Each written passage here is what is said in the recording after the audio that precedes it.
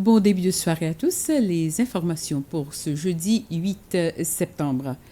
À partir du mois d'octobre de cette année, les commerçants qui vendent des marchandises qu'ils achètent à la SEC, la Seychelles Trading Company, devront désormais vendre ces marchandises à des prix qui ne sont pas plus chers que les prix établis par la compagnie.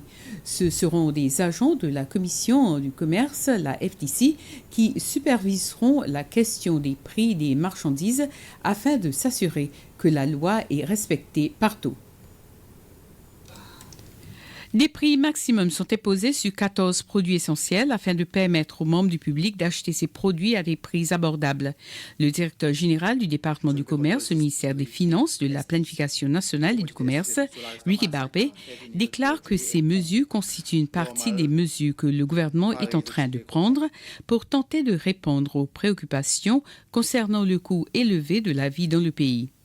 Et dans la même ligne, le gouvernement est en train d'introduire également une exemption de 25% du prix du diesel utilisé par les bateaux qui transportent les marchandises de Mahé à Praslin et la Digue. Ces bateaux achètent ce diesel avec la compagnie pétrolière CPEC. Cette exonération représente une somme de quelques 17 millions de roupies pour une durée d'1 an.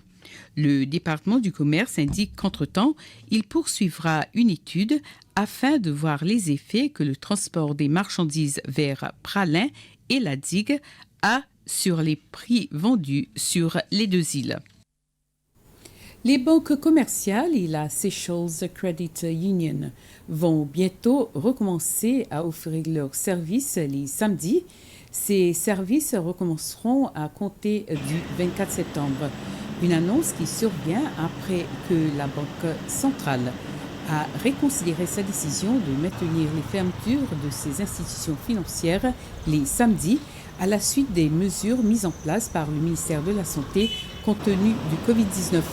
La Banque centrale a déclaré que la décision de rouvrir les banques aidera les clients qui rencontraient des difficultés à retirer leur argent, en particulier les week-ends, pourront donc le faire à partir du 24 septembre.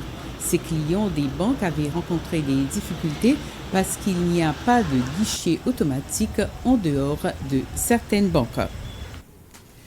La police annonce que l'opération qui s'est déroulée hier dans plusieurs zones réputées pour le trafic de drogue a été organisée en collaboration avec un groupe de policiers sud-africains afin de réduire la criminalité. L'opération baptisée BOPA s'est déroulée à Anse-Royal, Plaisance, Kosovo et Colgate State. Dans une interview accordée aux journalistes aujourd'hui, le surintendant de police, Antoine Denous, a déclaré que l'opération avait été un succès avec plusieurs arrestations. Le ministre des Affaires étrangères et du Tourisme, Sylvestre Radegonde, a rencontré la ministre du Tourisme de Sierra Leone, la docteure Memunatu Pratt. La ministre Pratt est en visite aux Seychelles pour étudier l'industrie touristique des Seychelles. Selon le docteur Memunatu Pratt, la Sierra Leone cherche à développer davantage son industrie touristique. La ministre dit qu'elle et sa délégation ont choisi d'étudier l'industrie touristique des Seychelles car c'est la plus grande source de revenus du pays. Le président de la République, Wavell Ramkalawan, tiendra demain la 3e conférence de presse présidentielle en direct pour l'année 2022. La conférence de presse avec les médias locaux et les journalistes aura lieu à partir de 17h de l'après-midi. Elle sera diffusée en direct sur Radio Seychelles, SBC1 et via YouTube.